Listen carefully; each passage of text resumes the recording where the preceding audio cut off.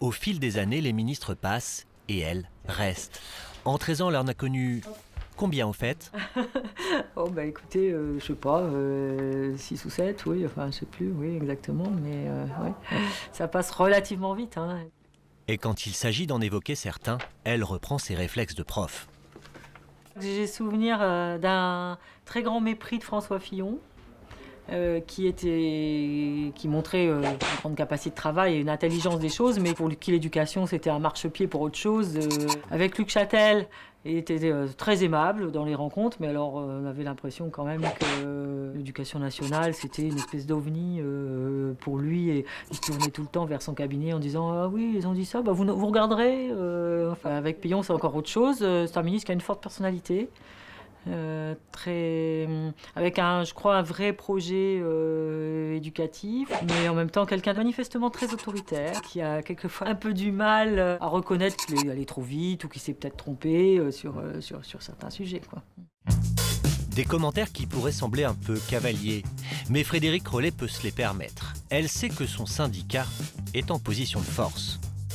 Il revendique 65 000 adhérents, qui paie chaque année en moyenne 180 € de cotisation. Le syndicat dispose ainsi d'un confortable budget de 12 millions d'euros par an. Il est propriétaire de la tour dans laquelle il est installé.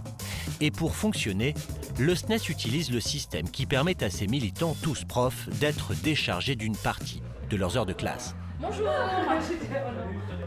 Plus d'1 millier d'entre eux se relayent ainsi au siège ou dans les permanences de province. Mais l'arme absolue de ce syndicat, c'est sa communication. Le SNES possède par exemple sa propre maison d'édition, qui publie des ouvrages pédagogiques et d'autres plus militants, comme ce petit livre entièrement consacré à la grève. Il dépense surtout plus d'1 million d'euros par an pour ce genre de publication. Ça c'est les publications de la rentrée. Ça, c'est les publications de la rentrée. Des guides pratiques adaptés au statut de chaque enseignant, un manuel du parfait militant et surtout un journal publié tous les 15 jours avec un tirage qui n'a rien à envier au grand quotidien français. Ce journal qui vient être bouclé aujourd'hui, là, on le tire à peu près à 100 000 exemplaires, à la fois pour couvrir évidemment tous les syndiqués, autour de 65 000 personnes, et puis pour en avoir un certain nombre d'exemplaires à disposition dans les établissements.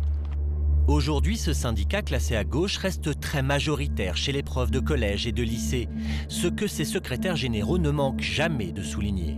Quand au ministère on dit les enseignants aujourd'hui, les collègues, sur tel sujet, ils comprennent pas ce qui se passe, ils sont en désaccord, ça va pas. Le ministère sait qu'on dit pas ça comme ça en l'air, que c'est une réalité. Une puissance qui leur permet de peser à tous les niveaux de l'éducation nationale. Ça doit faire 500 signes. Même si en théorie l'administration garde toujours le dernier mot, les syndicats sont présents à chaque échelon. Dans les conseils d'administration des établissements scolaires, dans les rectorats où ils participent à toutes sortes de commissions. Enfin, au ministère où ils sont consultés régulièrement. Les mauvaises langues n'hésitent pas à parler d'un système de cogestion où l'avis des syndicats compterait autant que celui du ministre. Un pouvoir dont ils usent et parfois abusent